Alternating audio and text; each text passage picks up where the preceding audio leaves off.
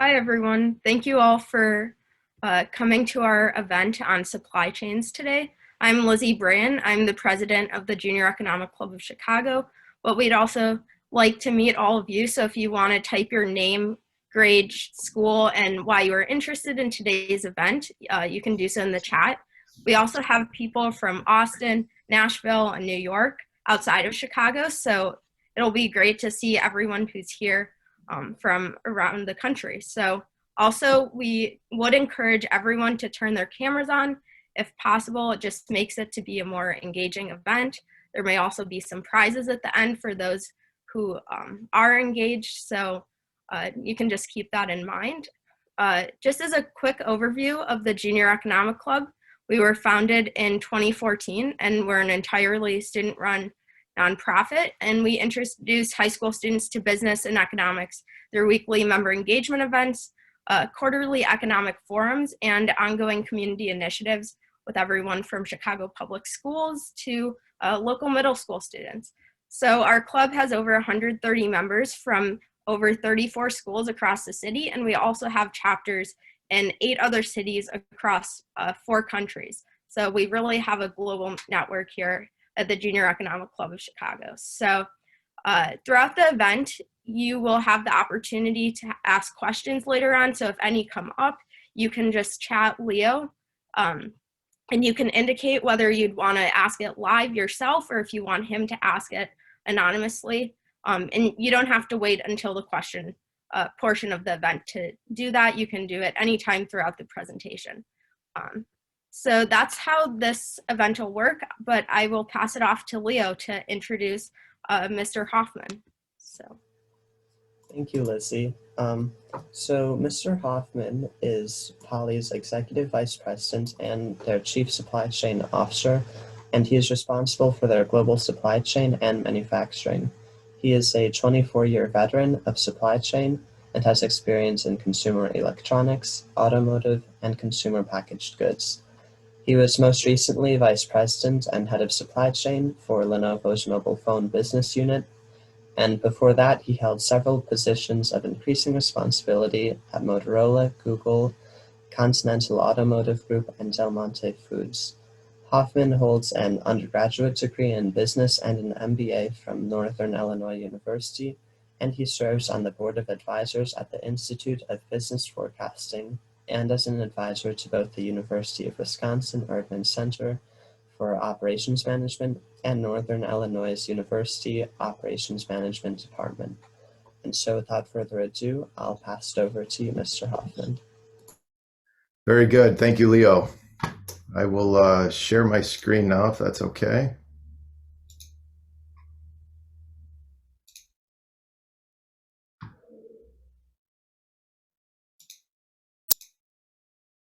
All right, can you see that okay? Yeah, it looks good. Wonderful. Well, thank you very much for that kind introduction, and thank you for the Junior Economics Club for inviting me today. I'm very excited to be here and talk to you about supply chains. And what I would say is supply chains have kind of come to the forefront in a lot of people's minds as we've gone through the pandemic over the last year. And so there's been a lot of interest in understanding kind of the flow of how products make it to market. And I'm just excited to be here, and hopefully we'll have a good discussion. And I'll do about 30 minutes of a presentation, and then we'll have plenty of time for questions and answers at the end. Okay, so a basic agenda of what we'll go through is a very short introduction about myself. Poly is the company that I work for today, so I'll give you a brief introduction about the organization just so you kind of understand what I do. And then we'll get into actually some of the building blocks of a supply chain. We'll talk about the elements of supply chain, specifically what's called the SCOR model. I'll also break out for you what a supply chain organization looks like.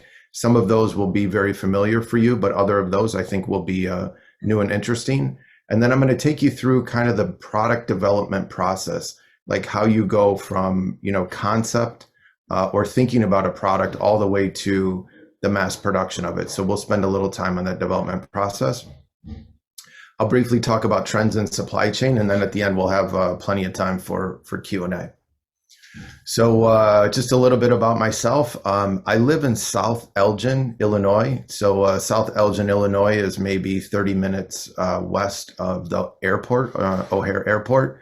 I have 4 kids from 18 down to 7. So I have 3 girls and 1 boy.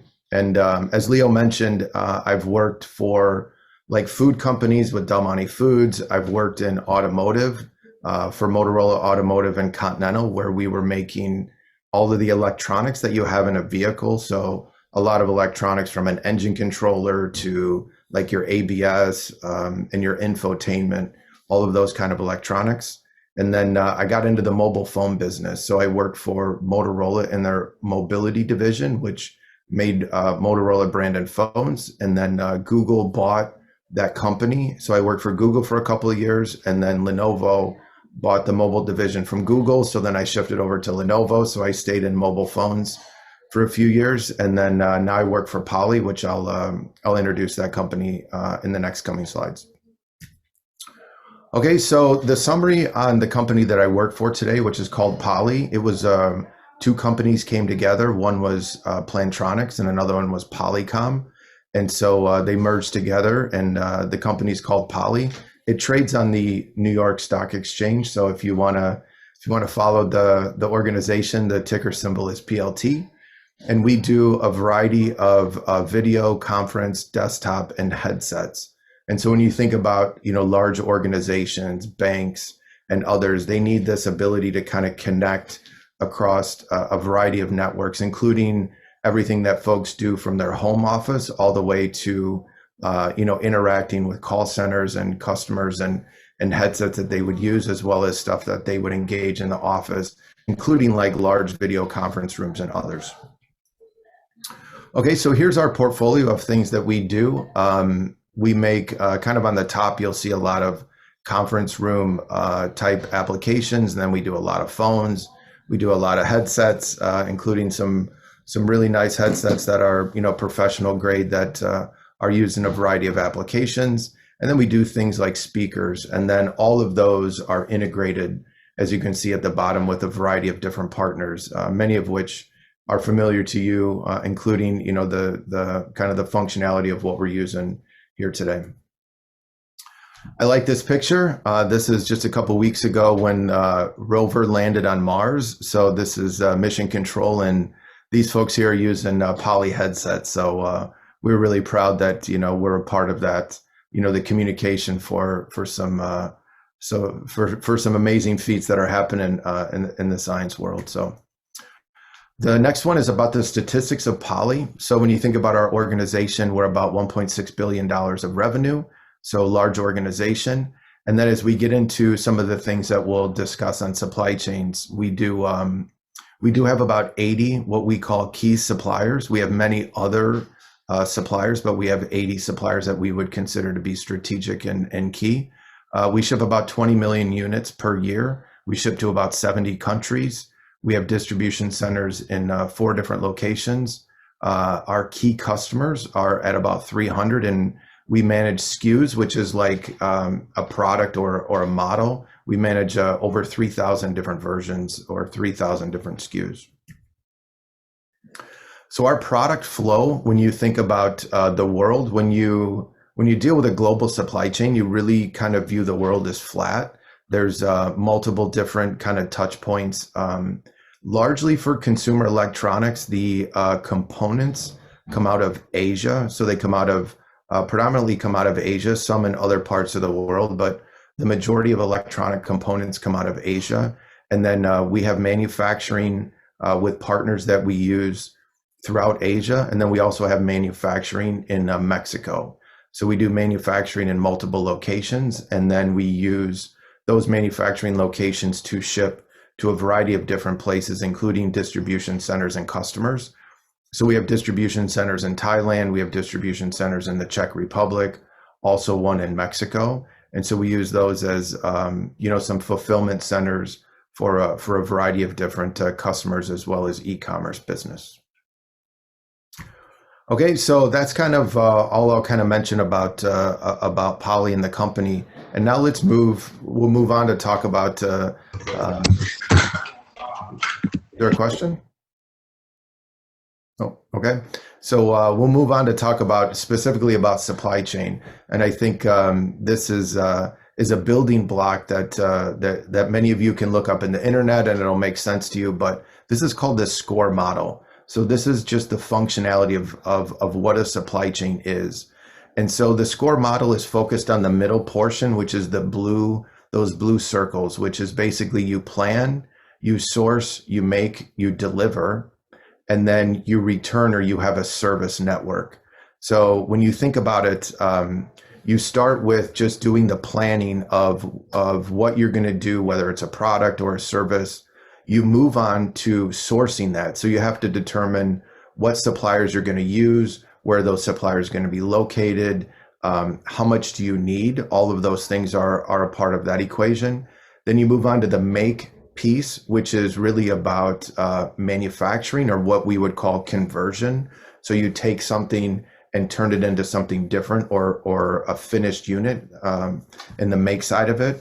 And then deliver, which many of you folks know by the term basically like logistics or transportation. So that's the delivery of the good or the service to the customer. And then the service piece, which is very important. So many of you, if you've ever bought a product and you've had something wrong with it, the supply chain takes care of that from the service model. So it's a very customer engaged piece of the supply chain, and very important. But if you take that center piece of like a core supply chain of the plan group, the source group, the make, the deliver, and the service group, the supply chain, what we call a network supply chain, is much broader than that.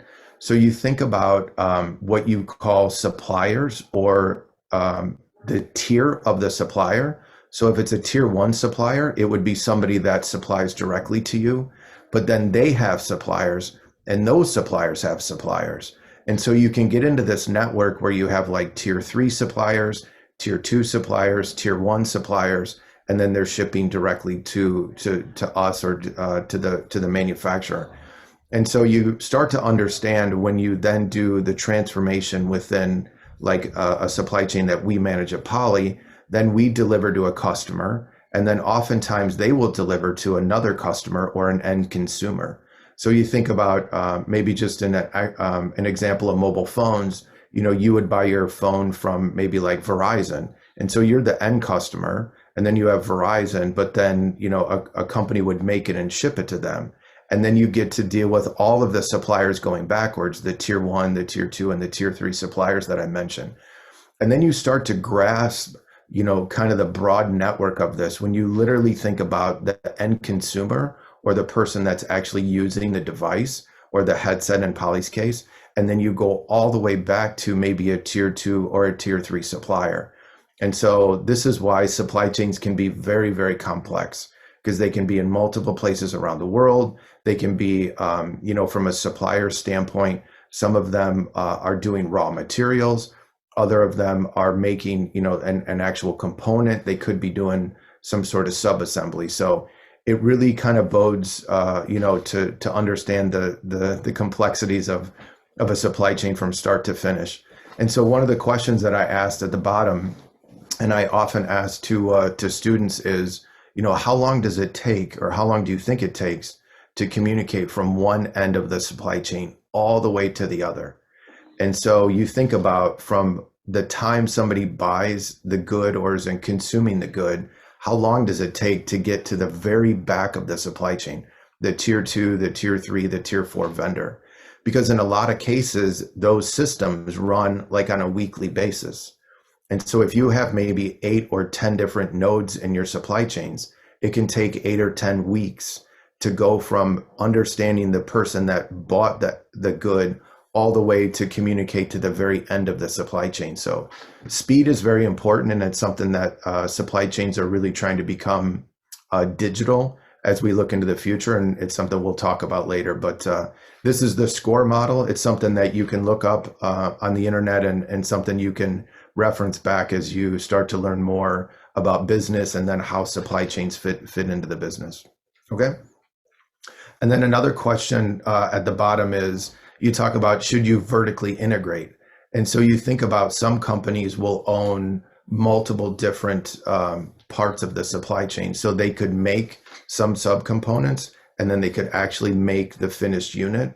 They could actually sell those subcomponents to other folks, as well as do like internal transfer. So you'll hear about vertical integration, and one of those within supply chain is important to understand. Should you vertically integrate, or should you maybe only be an expert in one category within the supply chain? And every supply chain, every company has a different answer to that. But again, it gets you thinking about, should I, go backwards in the supply chain? Should I go forwards in the supply chain? And all of those are decisions that each company has to make based on their expertise.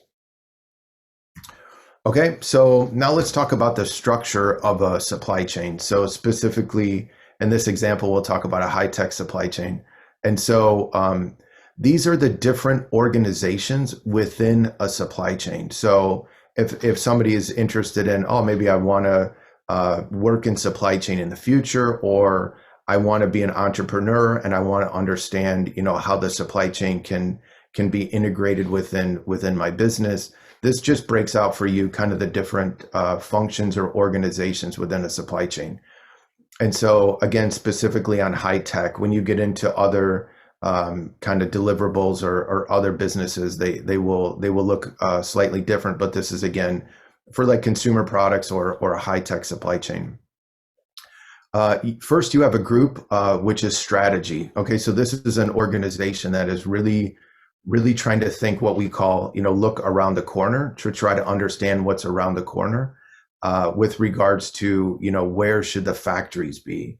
How big should the factories be? What is the overall kind of market conditions? Where are there, government regulations or government different benefits or laws that could be enacted that need to adjust the supply chain, which many of you have heard about multiple companies that either could, the government could restrict access, or maybe they offer benefits for certain companies. And that makes a big difference on how a supply chain operates and where a supply chain is located. Then you move over to the planning piece. And so planning is just what it sounds like. This is trying to determine how much do you need? What's the forecast? When you think about when do you need the product? How much do you need? All of the elements of planning is important, and a lot of folks believe this is the kind of backbone of the supply chain, because if you get planning right, then everything flows well after that. If you don't, you can build too many, you can build too few, and so the planning piece is very important within the supply chain. The next element is about new product introduction, and so once you kind of go through the strategy phase, you go through the planning phase, and a product is ready to be, moved what we call into a new product introduction phase.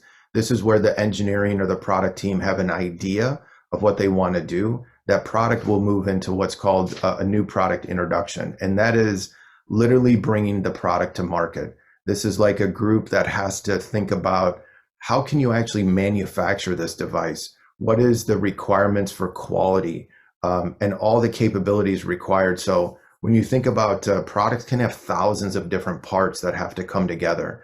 And so the new product introduction group is a very technical, largely engineering-based group within supply chain that really understands, how do you take all of these different parts and put it together into one finished unit. The next group I'll talk about within the supply chain is about procurement. And so these are the ones that spend most of the money. This group is the one that goes out and buys the parts. And so when you think about, like in the example of poly, like a speaker, there's many different parts within a speaker, or within a headset, there's many different parts within a headset. We have to go out and we have to get agreements with those vendors to buy parts, to buy electrical parts, to buy mechanical parts from those different vendor bases. And so procurement is the one that negotiates the price, they negotiate the terms and conditions, negotiate delivery, all of the things that are required, and then do the sourcing of those parts. So procurement is a big organization, and almost every supply chain will have a procurement team that does a similar function on sourcing and obviously going off to pay and work with those different suppliers. And then moving on to manufacturing. Manufacturing is a key component with most supply chains. Now, Some will outsource manufacturing to experts, and others will do internal manufacturing. And at Poly, we actually do both. We do internal manufacturing, as well as we have partners that we work with to do contract manufacturing, or what's called maybe ODM design and manufacturing. Okay, then moving on to logistics. This can be a variety of things from air to ocean to rail to many other different types of transportation nodes. But when you think about how do you go from maybe products coming out of Asia and how do you get them to Europe? And so logistics group is the one that determines that. When is it needed? How much do we want to spend? Because it's obviously more expensive to fly products on an airplane versus putting products on a boat. But the ones on the boat take longer. And so there's the trade-off of time and money with regards to logistics teams. So logistics are the ones that are required to make sure the product is getting to the customers on time. And then, as I mentioned, a service. So if there's something wrong with your device, you have to have a team that can handle service, or what a lot of people refer to as reverse logistics. Because if you have a product that has an issue, you have to make sure that you're fixing the problem for the customer. But then if that product is returned, you have to figure out what to do with that product. Can it be reworked? Can it be reused? Or what the future of that device as it comes back into the supply chain. And then on the bottom right-hand part of this chart is about quality.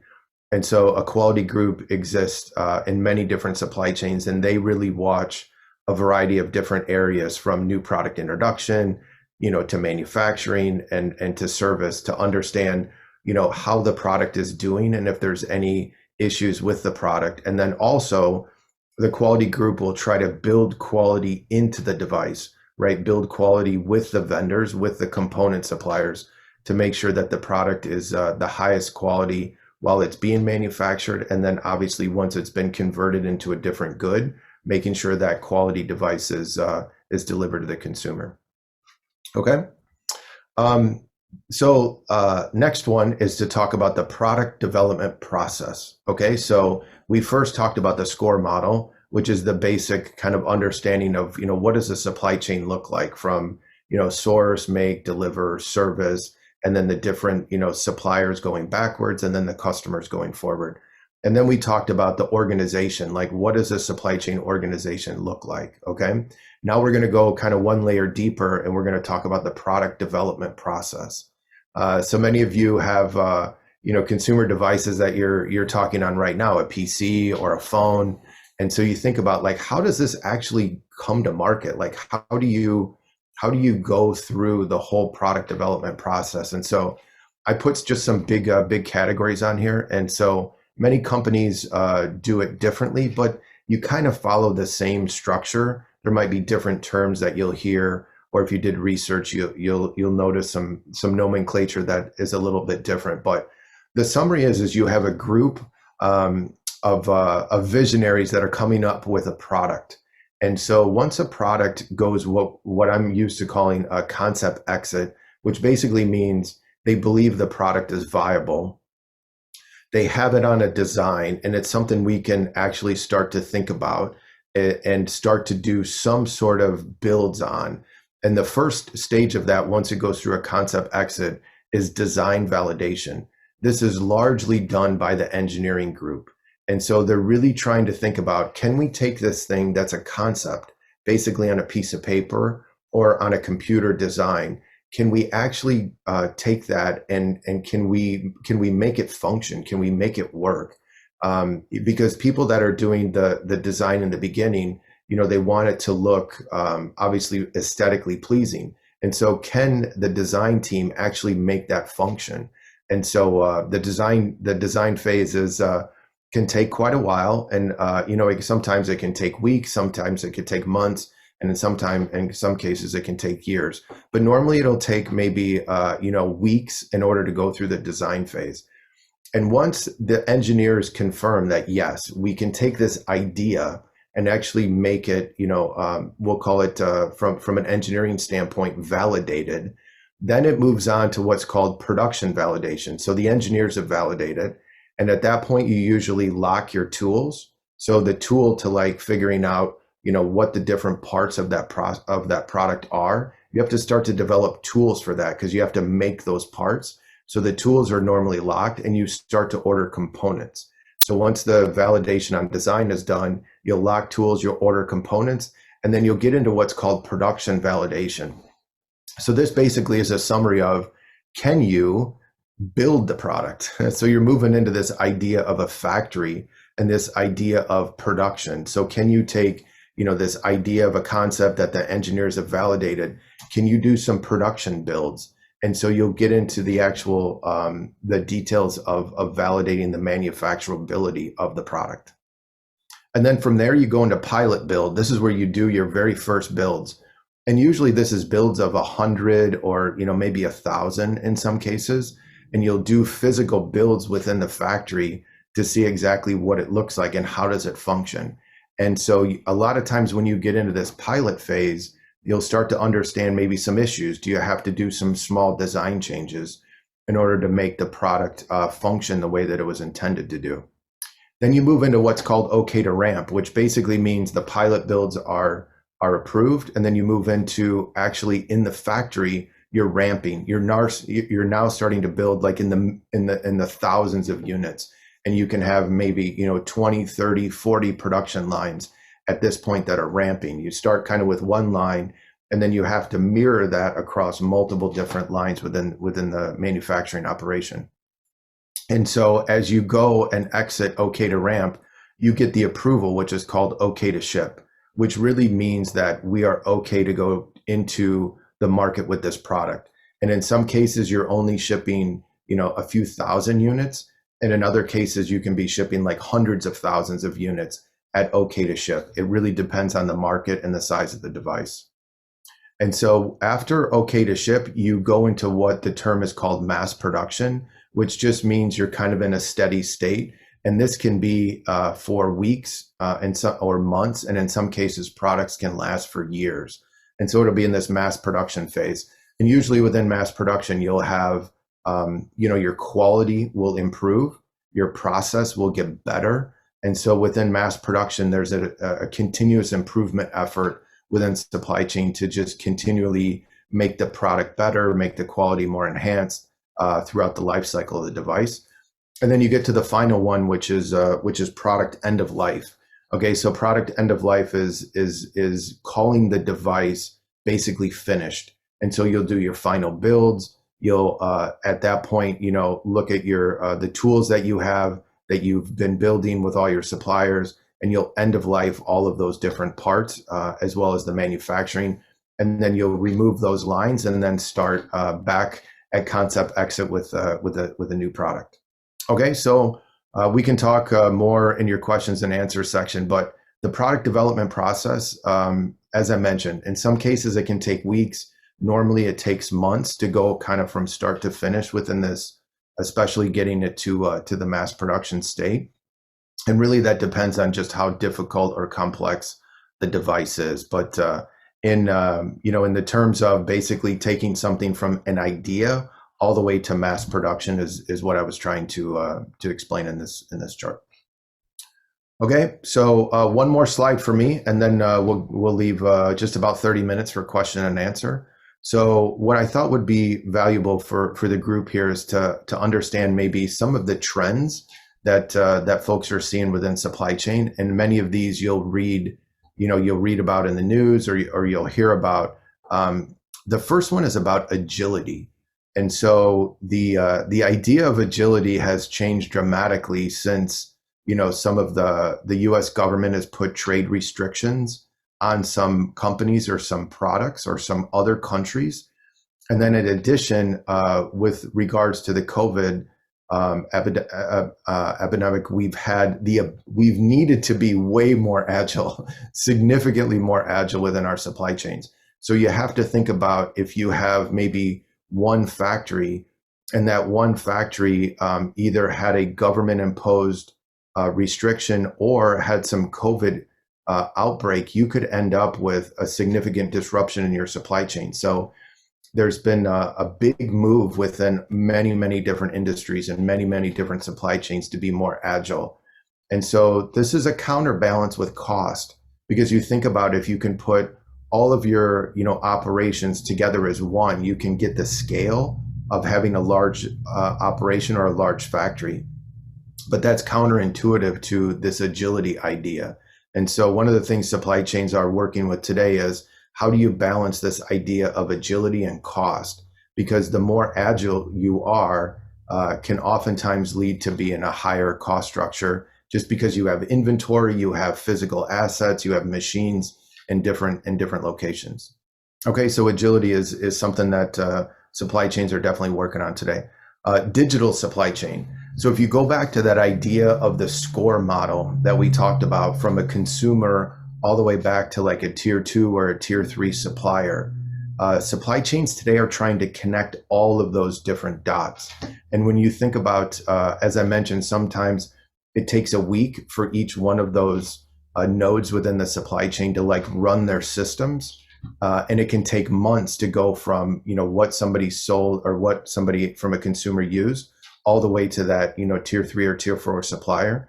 Sometimes that can take months. And what we're trying to do is to connect those digitally, which could make it, maybe instantaneous or maybe just hours versus having to take months to communicate signals back and forth within the supply chain. So it's a very interesting area. And as you guys do studies on supply chains, you'll find digital supply chain is a very hot topic, and one that supply chains are really trying to implement, because it does make that idea of efficiency and the time it takes much improved.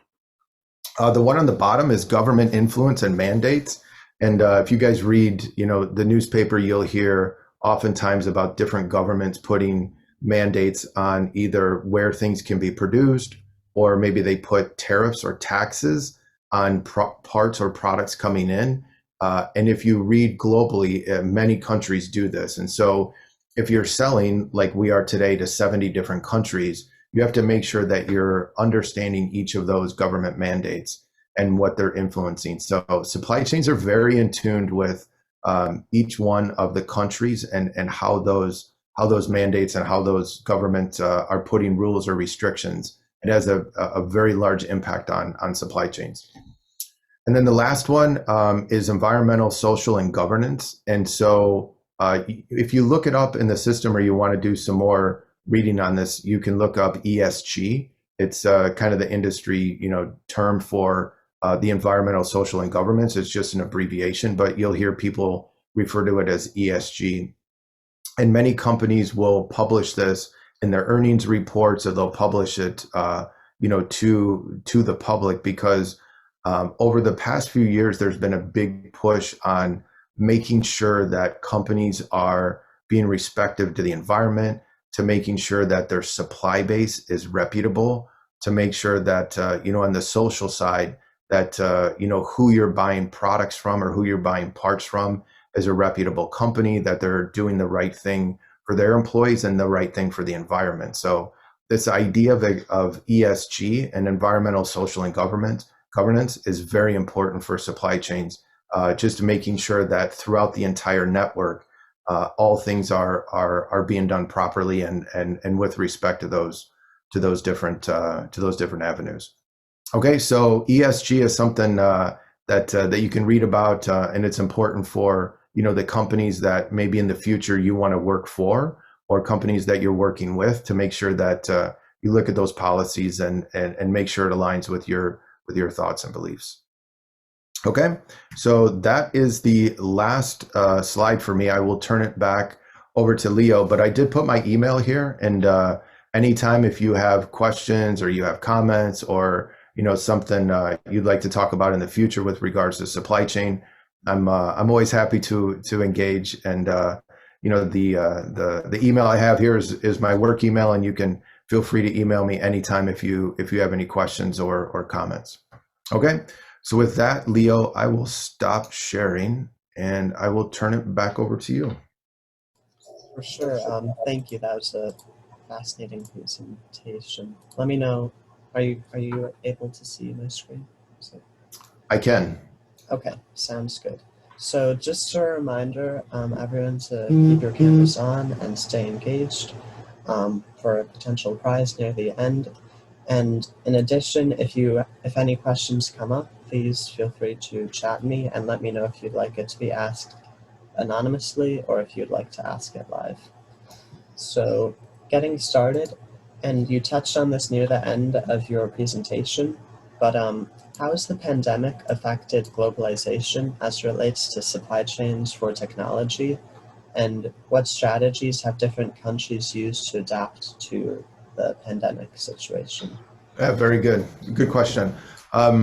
So let's maybe I'll just start with, how has the pandemic affected the supply chains? It has caused the supply chains to be much more, I'll go back to the statement, agile than in the past. Predominantly cost was a major driver in most supply chains, not all, but many supply chains, or most, were very concerned about making sure they had the most efficient cost structure.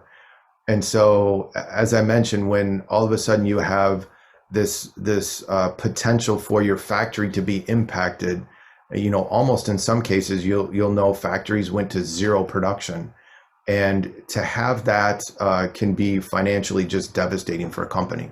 And so supply chains have definitely gone to this idea of an agile network, which you'll see things, production that's moving back into countries like the US, where maybe it had moved to other places, in the past 20 or 30 years.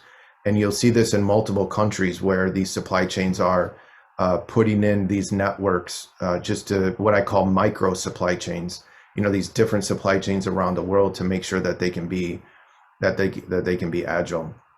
The idea of what strategies, the countries, and I'll mention this, more in regards to the strategies with regards to government influence. It's hard to read the news today without hearing about, a list that some government is imposing on another government, or a tariff that they're putting, and this is all countries around the world. And so I will say that you have to be very involved with your trade and compliance group. So there's usually trade and compliance will sit in a legal team, and many of them are lawyers. And so what you have to do is to make sure that if you're shipping a product from one country to another, to make sure that you are doing it with regards to the proper trade restrictions, because in some cases you can ship into a country, and if you do shipping from one certain country to another, that receiving country might charge you like 40% tax. Like 40% tax can basically take all your margin out of the product. And so making sure you understand where you can build and where you can ship to is something, again, over the last about 2.5 years that has taken a pretty intense change, especially with regards to some countries in Asia and the US putting restrictions on those countries. And it really forces supply chains to move and adapt to these different locations. It's a good question. For sure, thank you. So now moving on to I'm sure many of us, when we're buying a new tech product, we've been encountered with some pretty long delays. So in general, what is the most frequent cause of those, and how do you see those being addressed in the future? Yeah.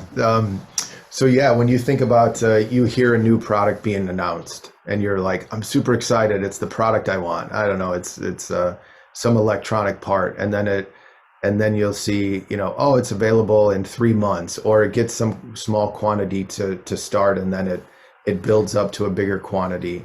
And you see this, like, my son, he wanted the new PlayStation, right? It's over Christmas, like you couldn't get it. And so you think about, like, how do these supply chains go through this? And so I'll tell you, there's a couple of different issues. One is when you're creating a new, what you would consider to be new technology, or a new product that's never been done before. The idea of trying to scale that is very difficult. The manufacturing piece, believe it or not, like from a company that does the assembly of that, is normally easier. The issue is normally on the components, right? Because you're developing components or mechanical parts or electrical parts that have never been done before. You think about whether it's a foldable screen or there's some new technology within that. Normally it's the components that you're trying to ramp up. And that can be very difficult, especially when you're doing something for the first time. So you have to get the process stable. And then think about it. You have to build just one unit correctly. And then you go, okay, I did that once. Now, how can I do it 10 million times with perfect quality? And so that idea of ramping those parts is the most difficult equation. The actual assembly of it and the delivery of it is usually easier. It's actually building those parts and getting them all to function together is the difficult part. The manufacturing and the logistics and the forward piece is at least within high tech normally, not always, but normally it's the easier part of the equation. Sure. So then I suppose, and you also touched on this near the end, but there's been a lot of talk recently of the, US-China trade and whatnot. How has that affected supply chains for technology? Yeah, I think, and I'll talk about it as a general, as a general concept. When you look at the impact that basically one government has on another, and how those supply chains operate, what happens is let's say one country is saying you can't get product into our country, it can't be manufactured there, and you'll hear the term called country of origin.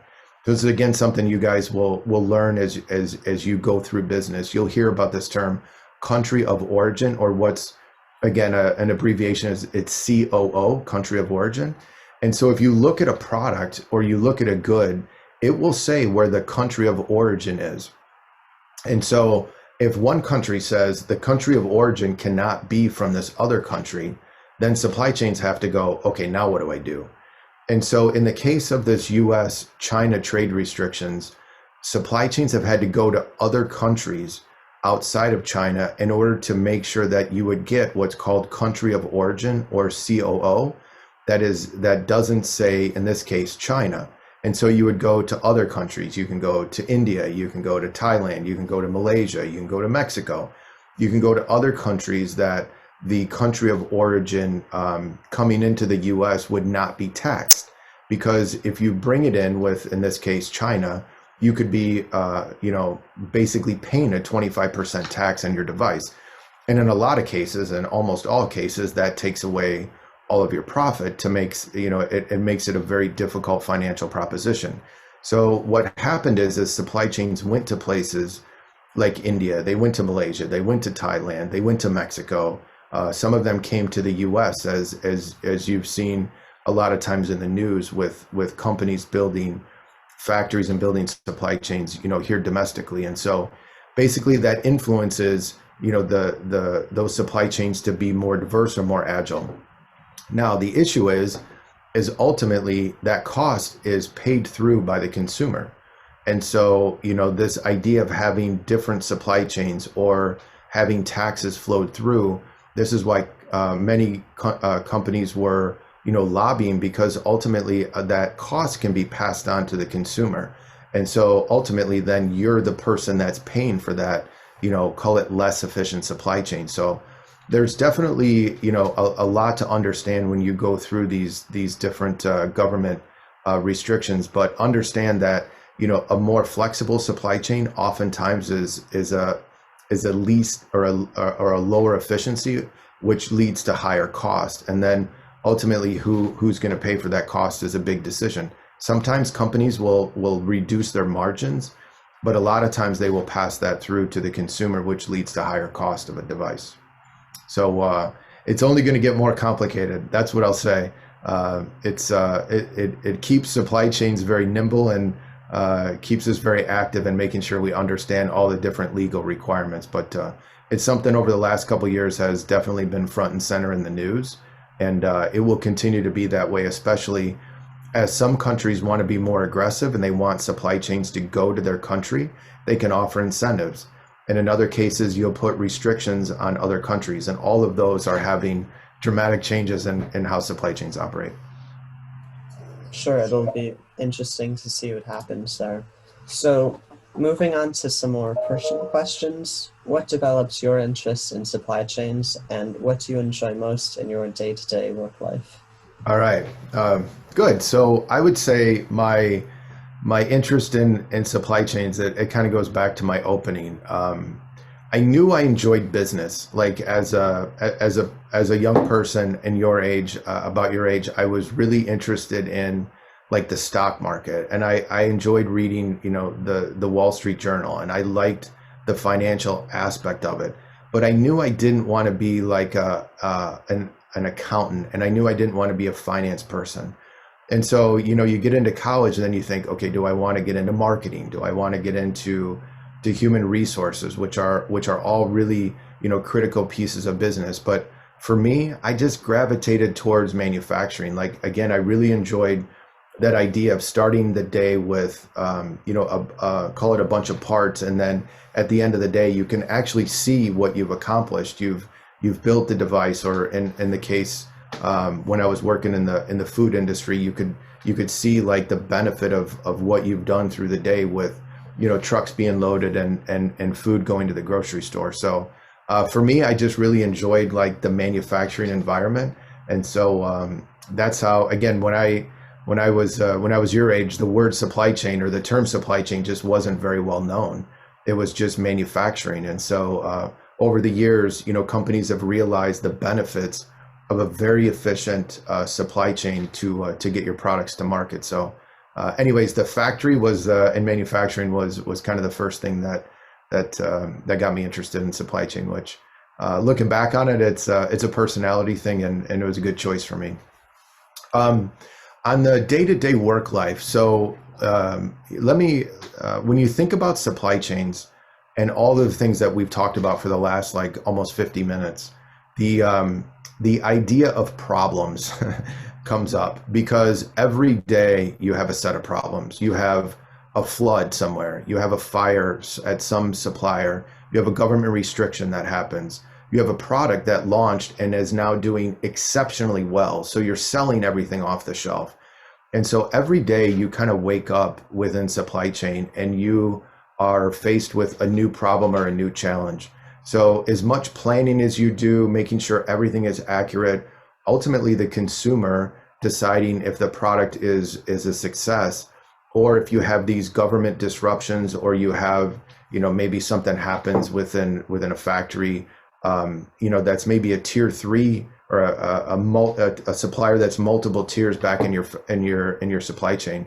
Like for me, these are all problems that I enjoy because it's never the same. Like my challenges on a daily basis are different from, one day to the next. And for me, that keeps it interesting, right? It keeps, I have a thing, my favorite saying is from Michelangelo, which is, you never stop learning. And so for me, I feel like as you go through school, you go through university, that's just the beginning of the learning journey. And that's, for me is fun because within supply chain, those day-to-day challenges are always new. And for me, I'm always learning.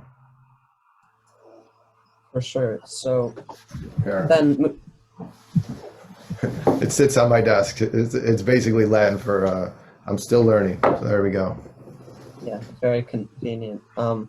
So I suppose we like to ask all of our panelists this: what is your favorite book? Yes. So I came prepared for this because Leo gave me a heads up. So I actually pulled it off my shelf. It's called The Go-Giver, and it's a pretty short book, but the message in it is powerful, and it's something that I really firmly believe in, which basically is if you're doing the right thing for others, it will come back to you, like 5x. And so I think it's outside of a supply chain question. As you get into business, the way that you treat others, and if you have a genuine respect in trying to help other people, I'm a firm believer that it comes back to you just multiple times over in a very, very positive way. And so The Go-Giver is a very short book that you can read, but it basically has the idea that, what you do for others, it's like life isn't a 50-50, right? It's not about, oh, I want to be, you give 50%, I get 50%, and then we're both happy. It's a different concept than that. And for me, it's just, it's something that has been good to me in my career, as far as making sure that you look out for other folks. And what happens is, in the most unexpected times, it comes back to you in large quantities. So it's a good book. Yeah, that's a good recommendation. So our final question is, what advice would you give to a younger version of yourself, or, the 30 plus high school students in front of you? What advice would you give? So I'll do, hopefully I'll answer this in maybe a little bit broader terms, but I will tell you that when you're getting into your, thinking about what you want to do as a career, it's very important to understand, if you're going to go work for a company, that you work for a company that you have passion for. And so what I mean by that is, like, my father was in agriculture, and so my first job was at Del Monte Foods. And so, like, I had a real drive for, like, this idea of providing a very quality product, like a food product, to the world. Like, it was something that, it was just like a core belief of mine. And I think it made me a much, much better employee. Then I went to work in automotive, and I am a car person. I love cars, right? And so this idea of the automotive industry was something that I had a lot of passion for. And so I think it made me a much better employee, because it was something that I had a true interest in. And then I got into consumer electronics, and, like, I love mobile phones. And then I worked for Poly, which, this idea of connecting people, like what we're talking on today, is just like a passion of mine. With the idea of the technology, is something that I read about.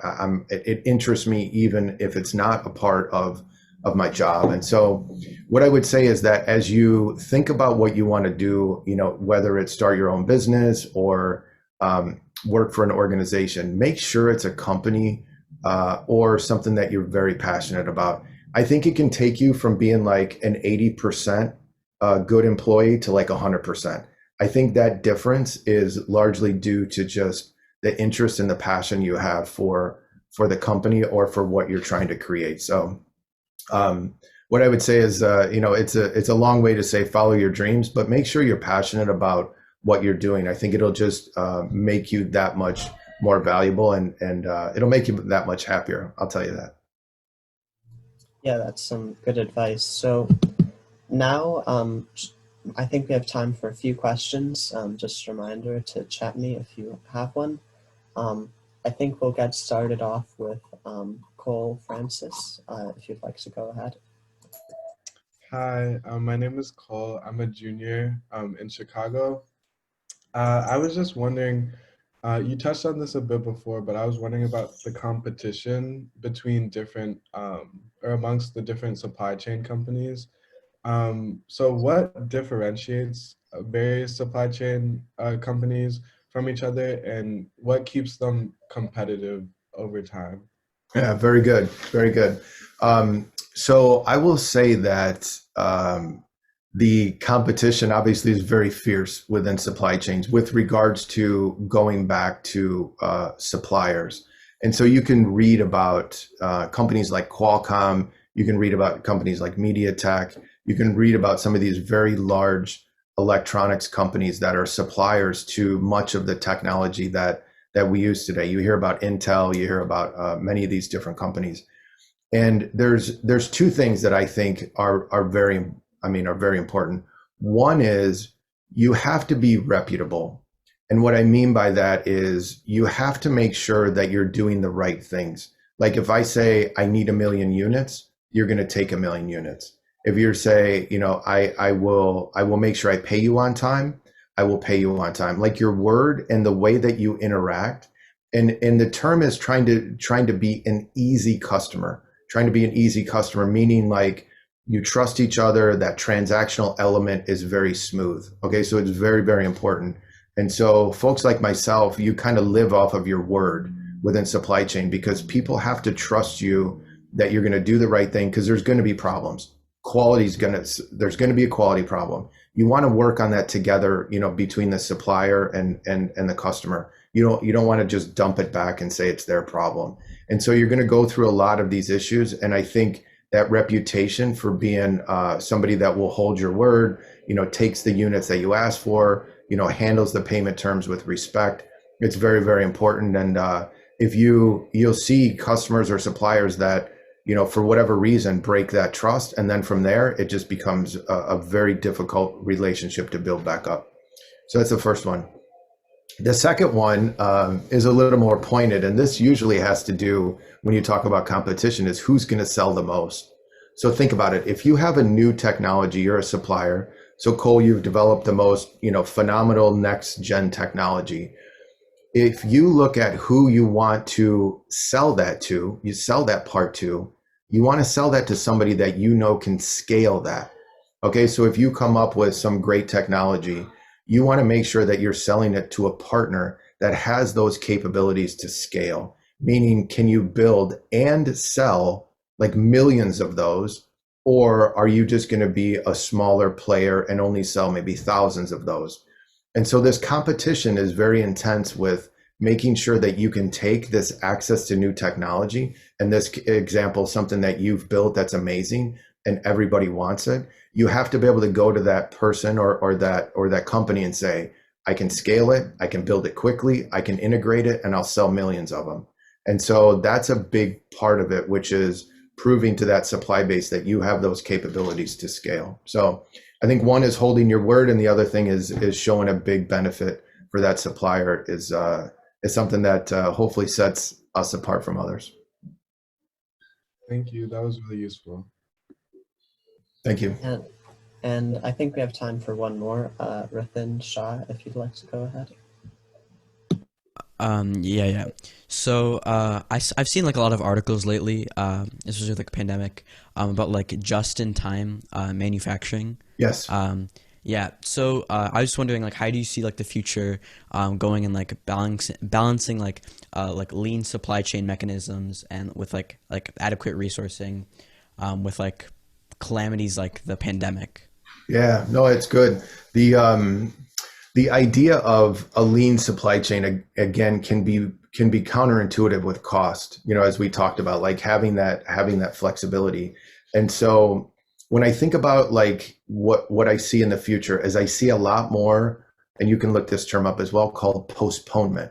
Okay, so you think about maybe building a product not all the way to the end, but building it maybe 25%, maybe building it 50%, maybe building it 75%, and still being very flexible. So you could build something maybe to like a partial assembly state, and then sending it into a certain country.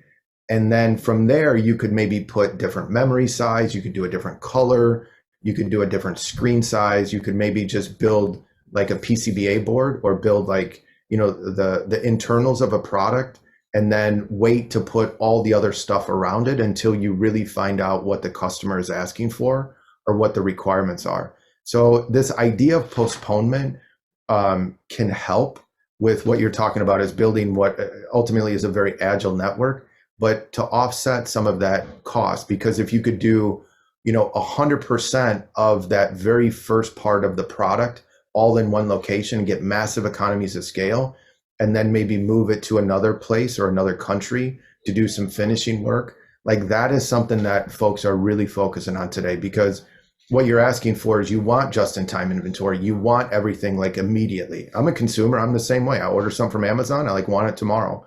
But that idea of moving something in like a postponement model closer to the end consumer, so that you can improve on that just-in-time concept, but still get the value of cost. So you're not paying, significant, call it underutilization for parts or factories that aren't running at 100%. So this idea of postponement, putting it close to the consumer, then doing the finished product to help expedite that just-in-time inventory is something a lot of folks are looking at.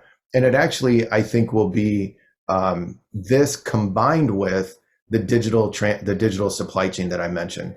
This idea of just-in-time has to have an idea of taking that sale of the part or the good all the way back to the farthest point in the supply chain.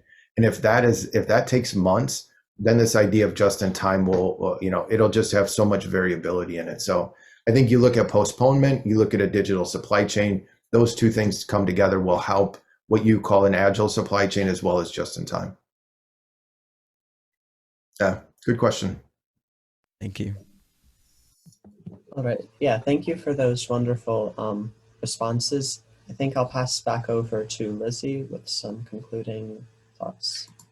So much, Mr. Hoffman, for talking to us today. The supply chain is really just such a relevant thing in not only every industry, but also all of the products we use in our everyday life and everything else. So I think it was really great for us to hear what the foundation of that is with the SCOR model, but also how the innovation process works and how we can kind of carry that into our own lives. And so outlining the importance of agility and flexibility and just being able to change with the times, I think is really important for us to consider as we, not only if we go into supply chains, but also just in any career we enter, you always have to constantly adapt and know how to solve challenging problems. So we really enjoyed hearing your professional opinions, but also your personal experiences as well in that process. Very good. Thank you.